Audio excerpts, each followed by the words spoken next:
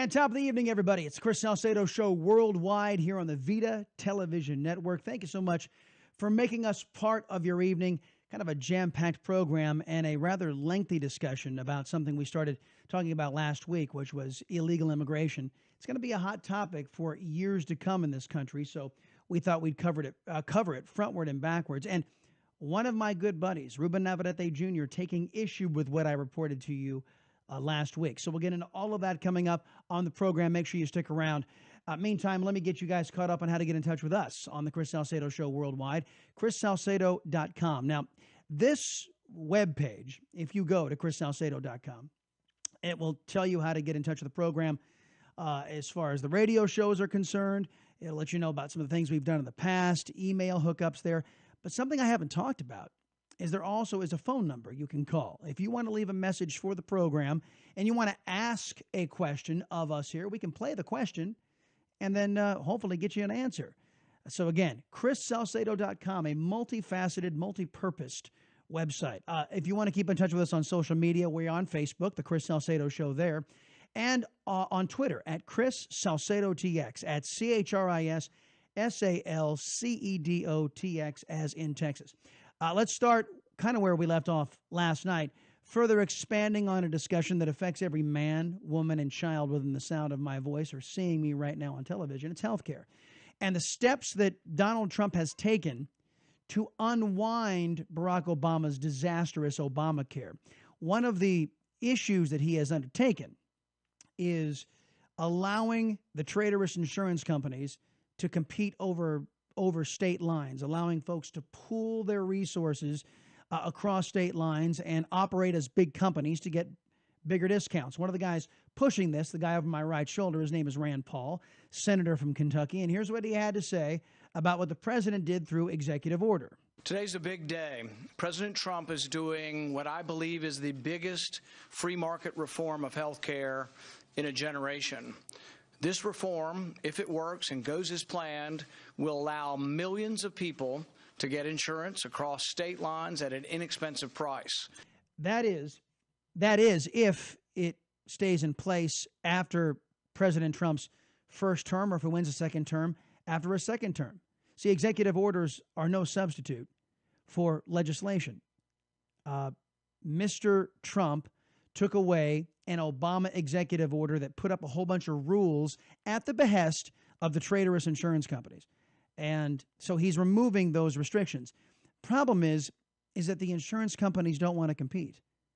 Don't forget, folks, these same insurance companies jumped in bed with Barack Obama to force you to buy their product. And not only their product, but a worse version of their product with fewer choices and paying for stuff you don't even want. So these same people, they're not going to start jumping through hoops. Oh, now we're capitalists again. These people are crony capitalists. And they believe in getting your money, not by earning it, but by having the federal government gift it to you. They're not going to start lining up now and competing across state lines. I think Rand Paul assumes the best of these insurance companies, but and I'll explain to you guys in greater detail in a future show why I call them the traitorous insurance companies. Well, suffice it to say, they jumped in bed with Barack Obama and they abandoned the free market for this socialist utopia inside the Democrat Party that they have had in their brains for the better part of a century. And it never works, never has, never will. And I don't think I will forgive the traitorous insurance companies for doing this. 28 million people were left behind by Obamacare, do not have insurance today. This specifically targets and will help people who don't have insurance or for whom insurance is too expensive. I'm very glad to be part of this, and I really want to commend the president for having the boldness and the leadership and the foresight to get this done. What incentives do you guys think the traitorous insurance companies, by the way, they're making money hand over fist, gifted to them by the taxpayers? Yesterday, we told you about how Donald Trump was stopping these unconstitutional payments to payoffs, really, to the insurance companies to bribe them to lower their prices. That's not free market, folks. That's a distortion of the free market.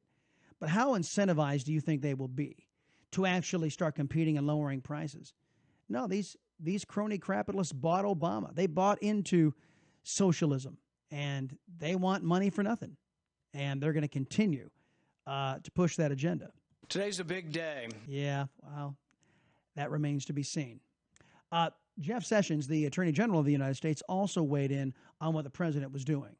The question was, Steve, can you actually, the president, the executive branch, spend this $7 billion a year to subsidize these insurance companies without an appropriation of Congress? That's what we were talking about yesterday, folks. And already a judge has ruled, no, you can't.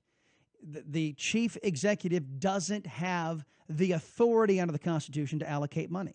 That is the exclusive purview of the House of Representatives, your elected representatives that you put in office every 2 years. It's clear, we believe, that the appropriation must come from Congress. The president cannot do it. A federal judge has already held that that is the case. The Congressional Research Service has also held that some time ago. So the president has decided that we need to end this process and get on a lawful basis. Mr. Attorney General, explain this to me. When Obamacare passed a number of years ago, this wasn't in there. How did they just invent it? Well, I think it was in there, and originally the president asked Congress to appropriate the money. He had difficulties with that, and so they just started spending the money on their own. The executive branch cannot spend money under the Constitution that the legislative branch has not appropriated. Yeah, Steve Doocy was right. I think what Steve Doocy was trying to ask was over there on the Fox News channel. You know, where do they get the justification for the president violating the Constitution? Now, it does say in Obamacare that this money should be allocated, but Congress said no. The law says Congress should appropriate this, but they come up with the budget every year. It's just like, let me give you another example, the 2006 Fence Act. 2006 Fence Act requires that money be spent putting up a fence on the southern border. But guess what? Congress hasn't funded it. So does it get done? No. Same thing with this provision inside of Obamacare. Congress has the exclusive purview to allocate money. The chief executive does not. Perfect segue into something else that Doocy and the Fox News channel were talking to with the Attorney General about what's going on out in California. This is going to help me segue into our conversation coming up next with Ruben Navarrette Jr. But these sanctuary states / sanctuary cities across the country have said, you know, illegal aliens and illegal alien felons, we kind of like them here in the United States. So we're going to not cooperate with the federal government by getting rid of them. And, especially if they commit felonies, a lot of liberal states, a lot of liberal cities want to keep these felons here to plague you and your family. And they have said over in the Trump administration, we don't think that's a very good idea. Well, we'd like to not have a problem. We'd like for them to get every grant that comes out of the Department of Justice because we'd like for them to be in cooperation with federal officers. But these cities have passed laws and regulations in their cities requiring their police officers not to spend one dime or any of their time while on duty to communicate with the federal officers. Now, think about that. Think about that for a second. They have actually passed a law saying that the state or the local municipalities don't have to, can't cooperate with the federal government. And then at the same time, these police departments are going to say, oh, but give us money. Give us money, please, to keep the people safe. First off, the audacity, the temerity of these, the chutzpah of these leftists inside of these states and inside of these cities. It astounds. They will sit there on one hand and say, oh, we're going to pass a law that says that we don't have to cooperate with the federal government. Oh, but we fully expect the federal government to give us cash from the other states who are cooperating with the federal government and their exclusive right to settle immigration. What immigration will look like in this country. It's not up to the states. Remember, back during the Obama administration, the state of Arizona passed a law that mirrored federal immigration law, allowing their constabulary to actually enforce immigration law within their state borders. And you know what the federal government did? They sued. You know what their basis was? That immigration is the exclusive purview of the federal government. And the federal government won. So how is it that you get to you get to cite the federal government's supremacy in these matters when you want to violate the law and work on behalf of illegal aliens. But when the federal government says, no, we're not going to do that anymore, you say, oh, we don't have to listen. And how do they get away with that? To find out the immigration status of a person they arrested, let's say, for drug dealing. Not even asked. They're prohibited from doing that. They're also prohibited from telling the federal officers that they have somebody that's been convicted of a serious crime that's due to be deported. They won't tell them that they have them, so they're not able, the feds are not able to deport them. This undermines relationships that are in an astounding way.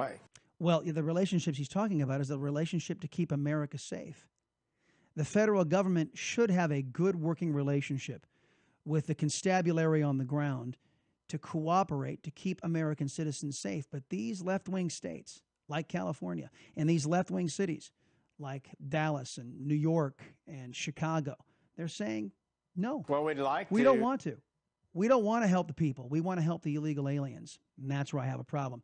We'll talk about it next. Ruben Navarrette will talk to me about what's actually happening in California on the Chris Salcedo Show worldwide. Stick with me.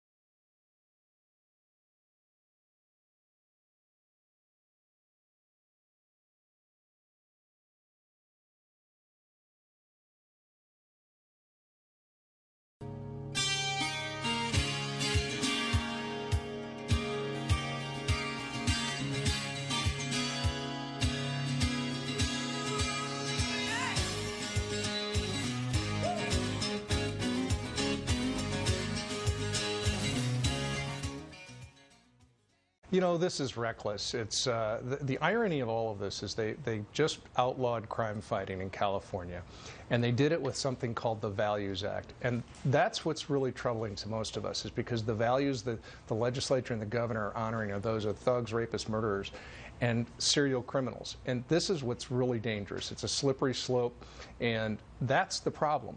Yeah, if you look at Kate Steinle's story, that guy was thrown out of this country so many times and kept coming back, and now they don't have their daughter at the Christmas table, you know, or Thanksgiving table anymore, and their lives are forever changed. When the governor hears stories like that, Jerry Brown, how does he decide to, I feel like he's giving more rights to the illegal immigrants than he is to the people, the tax-paying citizens.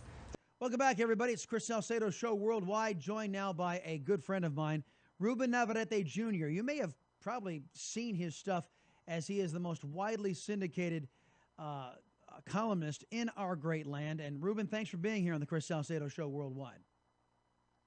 Chris, good to be with you again. Thanks. The guy we just played, the guy that heads up the National Sheriff's Association, a bit concerned, I think, that's fair to point out, about what California has done in regards to its cooperation with federal authorities and how to handle illegal aliens, in particular illegal alien felons. Now, you have a take on this that's slightly different, and I wanted to get your perspective on this. Now, you correct me if I'm misstating this, but you think this is much ado about nothing. That's right. This is one of those dangerous lies you find in politics, and the reason they're dangerous is because they're the most dangerous lies because they're advanced by both political parties for different reasons. Democrats want to advance this fiction that they are defending immigrants. Democrats have never defended immigrants, not in the history of politics. Democrats usually fight immigration reform, and they deport a large number of immigrants when they end up in the White House, as Barack Obama did. Likewise, Republicans have a narrative to protect and advance, and that's somehow the Democrats are the party of lawlessness, that they're opening the border and offering this sanctuary to undocumented immigrants. The point is, in the last few days, ICE has made it clear that, as my 6-year-old might say, or my 8-year-old might say, you're not the boss of me. So ICE is telling California, you're not the boss of me. You don't tell me what to do. We're going to go in there and arrest people just like we always have, business as usual. Okay. Now, so it is much. Well, the criteria you're outlining, and I want you to get a little more specific, because I think there's a bit of confusion over the law that was proposed by left-wing extremist lawmakers, which basically stopped all cooperation and what Governor Moonbeam, otherwise known as Governor Jerry Brown out in California, what he actually signed. And you're saying there's a difference. There's a big difference. You have to understand that Governor Moonbeam, before he was governor the second time around, he was Attorney General of the state of California. And in the context as Attorney General, he was someone who took law enforcement very seriously because he is so political. He's politics through and through. He's susceptible to the idea that Democrats are soft on him. So because of that, he overcompensates. And he saw this law come to his desk this time around as governor, and there were lots of holes, and he plugged those holes. And now you have folks on the left, advocates, saying that they didn't get everything they wanted, that in fact there is still a lot of danger from their vantage point because ICE is still going to be able to do business in the state of California. It was trying to put ICE out of business. The left was. It didn't work. And they have Governor Jerry Brown, a Democrat, to thank for that. Well, so let me ask you about the pragmatics, because my understanding is that at least the way the law was authored, this prohibited cooperation between local law enforcement and the federal government, in particular when it came to ICE detainers. That these local municipalities in California wanted the ability to release illegal alien felons if they were under the threat of deportation. So let's just say, for example, an illegal alien rapes somebody, and they were arrested, and they were in Californians' custody. And now my understanding is this law would prohibit the local sheriffs from or police from calling up ICE saying, hey, we've got a guy here who's an illegal alien who committed a felony in California. Come and pick him up for deportation. My understanding is the law in California now doesn't permit that communication to happen, and you're saying that's not the case. That's not the case. That was the way the law was initially written. Think of it this way. When Kevin De Leon, who has recently announced his political ambition to run for Dianne Feinstein's seat in the U.S. Senate, when Kevin De Leon, who's the head of the California State Senate, wrote this bill, he built 10-foot high wall between local law enforcement and ICE. Jerry Brown turned that into a 2-foot wall, easy to go over. And one example, the one you mentioned, it is the case now that local law enforcement can tell ICE about that individual you mentioned if he commits a serious crime. Rape is one of those serious crimes that's defined as a serious crime. So the Jerry Brown language puts in exemptions, loopholes for people who commit certain crimes, serious violent offenders, and the like. Why? Because there are 2.5 million illegal immigrants in the state of California, more than anywhere else in the country. ICE can't do business if California is off limits. You can't enforce illegal immigration law if you can't go to California. Secondly, Californians don't have any interest in violent criminals going through their neighborhoods. So while the state legislators don't care about that, the local sheriffs, police chiefs, city councils, county supervisors do care about that because there's accountability for them. Folks, real quick, Ruben Navarrette Jr. is my guest right now, folks, here on the Chris Salcedo Show worldwide. And in case that name De Leon resonates with some of you folks here, yes, when we had Cody, the Ghost Gunner, on last week, De Leon was the guy who invented the Ghost Gunner moniker, which was responsible for building a multi-million-dollar business for those who are pro-Second Amendment. But don't misunderstand. Mr. De Leon is a leftist and an anti-American freak. And that's what you all need to know about who this lawmaker is. And Ruben is giving us testament that this is the kind of law he is trying to implement out there, but he was thwarted, we're to understand, by Governor Jerry Brown. Ruben, I want you to address, you said that there was a 2-foot wall, and I want you to focus a little bit on the 2-foot wall if you could. This law does put some sort of barrier between cooperation between law enforcement in the state of California and law enforcement on the federal level when it comes to immigration. Tell us about the 2-foot wall. Yeah. So ICE agents under the new law, the law's been signed, still have access to the jails. Kevin De Leon and others wanted to keep them out of the jails, but ICE still has access to the jails. ICE will not have a permanent office in the police departments as they do now in many police departments. There will not be a direct relationship in the sense that currently you might have, get this, local police officers who have to deliver illegal immigrants to ICE. I mean, hand them over so that our federal agents at ICE can drink coffee and shoot the bull, while local cops act as their errand boys and girls. to bring them the illegal immigrants. That's your federal tax dollars at work, folks. So now that's no longer the case. Now ICE actually has to go down there and pick people up. They have to issue a warrant. They can still get people, but they have to issue a warrant for them, and then they'll hand them over, as opposed to, hey, can we just go in and browse around and start questioning people to see if they're here illegally? There are certain protections, if you want to use that word, and prohibitions against the kind of incestuous relationship that existed previously. For instance, I have seen cases of local law enforcement being roped into immigration raids, going into bars as local law enforcement, enforcing laws they do not have the training to do. And that was the way it used to be. It's no longer allowed under this law. Those local cops cannot participate in those kinds of operations and raids directly.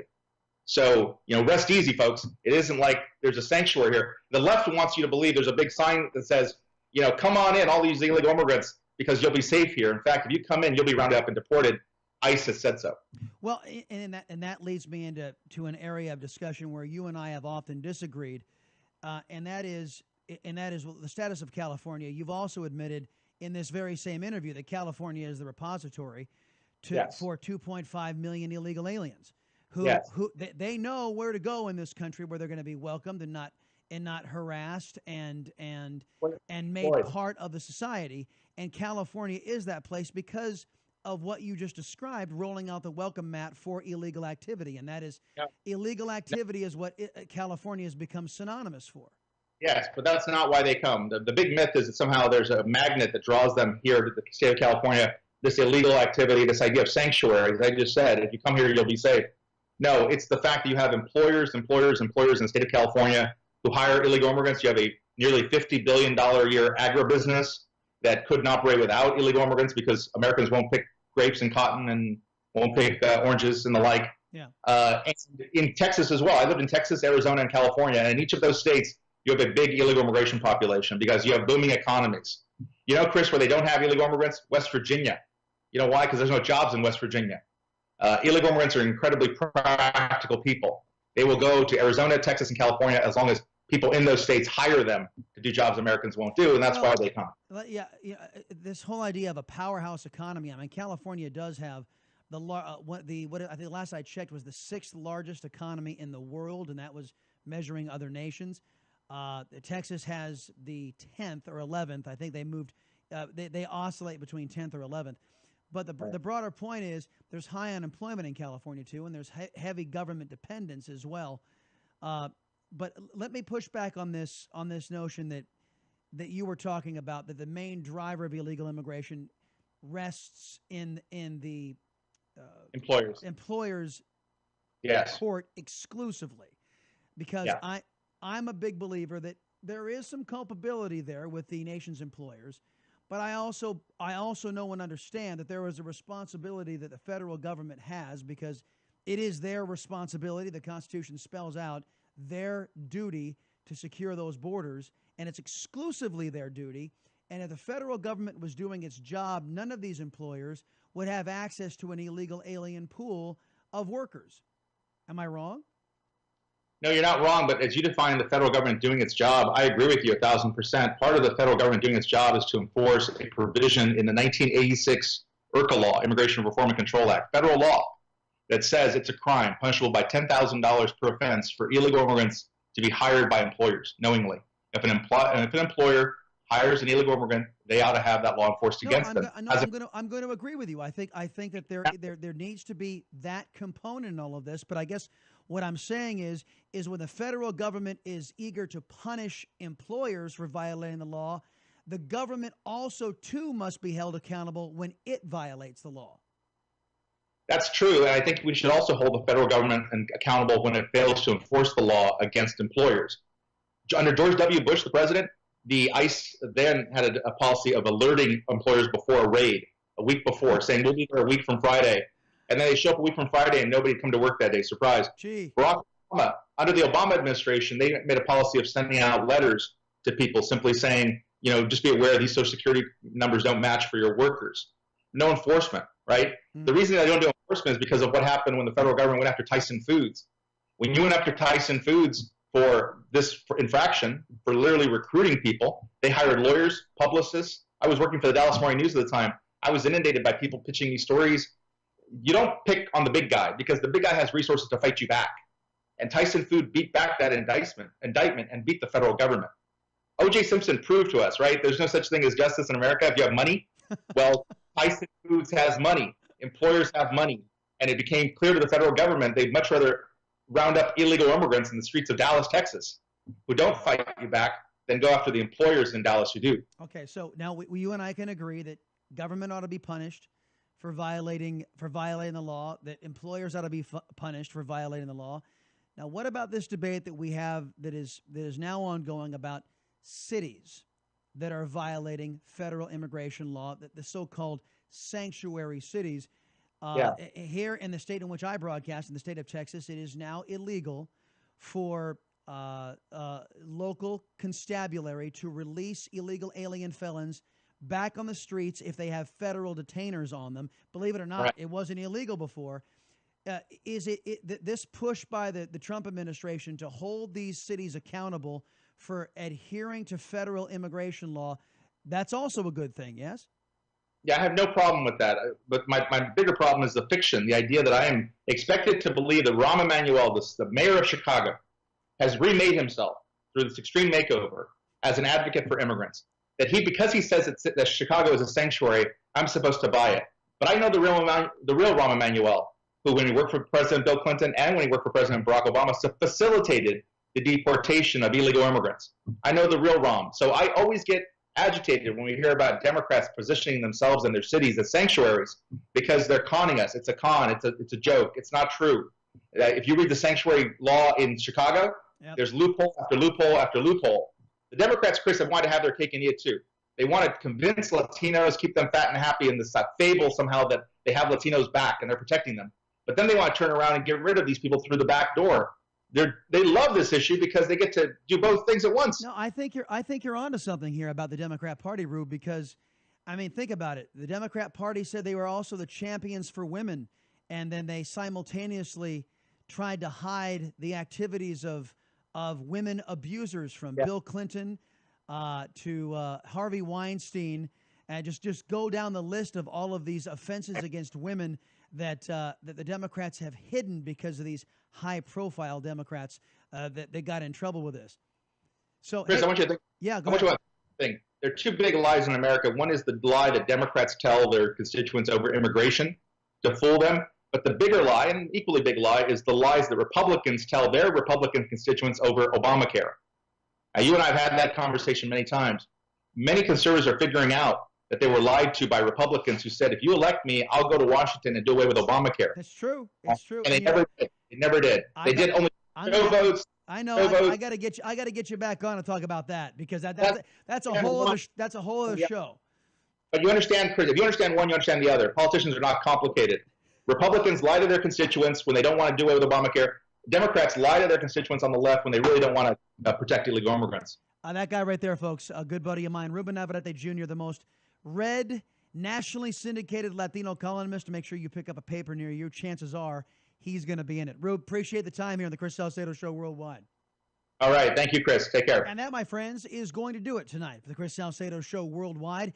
Make sure you find us on the web, chrissalcedo.com, ChrisSalcedo.com, or on Twitter at Chris Salcedo, T as in Tom, X as in Javier, TX as in Texas, the great state of. See you tomorrow night, folks. Chris Salcedo Show here on the Vida Television Network.